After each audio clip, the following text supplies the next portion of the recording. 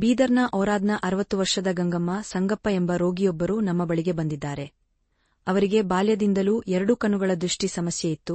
ಇಷ್ಟೆಲ್ಲಾ ಸಮಸ್ಯೆಯಿತ್ತು. 2 ಕಣ್ಣುಗಳಲ್ಲಿ ಕಣ್ಣಿನ ಪೊರೆ ಕಾಣಿಸಿಕೊಂಡ ಕಾರಣ ಅವರ ದೃಷ್ಟಿ ಮತ್ತಷ್ಟು ಹದಗೆಟ್ಟಿತು. ಬಾಲ್ಯದ ದೃಷ್ಟಿ ಸಮಸ್ಯೆಯಿಂದಾಗಿ ಇತರ ಆಸ್ಪತ್ರೆಗಳು ಅವರಿಗೆ ಶಸ್ತ್ರಚಿಕಿತ್ಸೆ ಮಾಡಲು ನಿರಾಕರಿಸಿದವು. ಆಕೆಯ ಬಾಲ್ಯದ ಸಮಸ್ಯೆ ಕಾರ್ನಿಯಾದ ಮೇಲಿನ ಗಾಯವಾಗಿತ್ತು.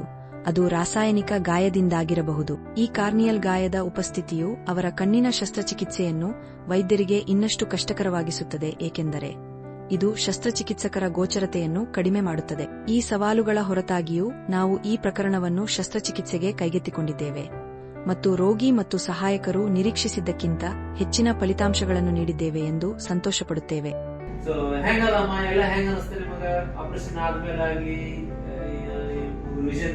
ನಜರ್ ಕಾಣೋದಾಗ್ಲಿ ಹೆಂಗಿತ್ತು?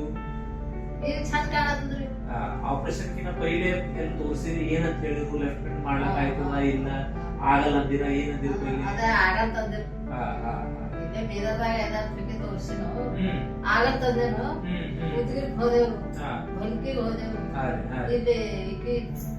ಲೋಕಲ್ದಾಗ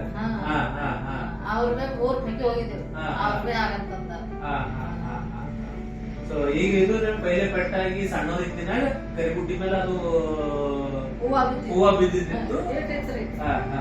ಆ ವಯಸ್ಸಾಗ ಹೂವ ಬಿದ್ದಿದ್ದು. ಅವಾಗ ಏನ್ ಸಣ್ಣವರಿದ್ದಾಗ ಏನೋ ಟ್ರೀಟ್ಮೆಂಟ್ ಮಾಡ್ಯಾರ, ಅದು ಹೆಂಗಿತ್ತು ಹಂಗೆ ನಡೆದಿತ್ತು.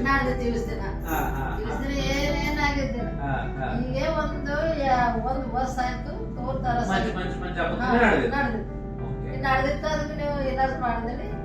ಈಗೆಲ್ಲ ತಿಳಿಯಲ್ಲ. ಈಗೆಲ್ಲ ತಿಳಿಯಲ್ಲ. ಅದೇ ಜರ ಈಗ ಈಗ ಈಗ ಏನಕ್ಕೆ ಹೋಗಿದಾರ ಅದ ಹಚ್ಕೊಂಡ ಅಂದ್ರೆ ಈಗ ಏನ್ ಬೇಡ.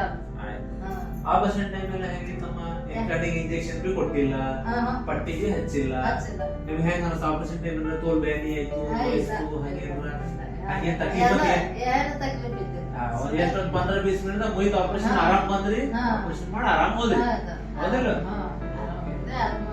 ಎಲ್ಲ ಕ್ಲಿಯರ್ ಅದ. ಈಗ ಎಲ್ಲ ಆರಾಮ್ ಆದ್ರೆ ಎಲ್ಲ ಖುಷಿದಿರಲ್ಲ.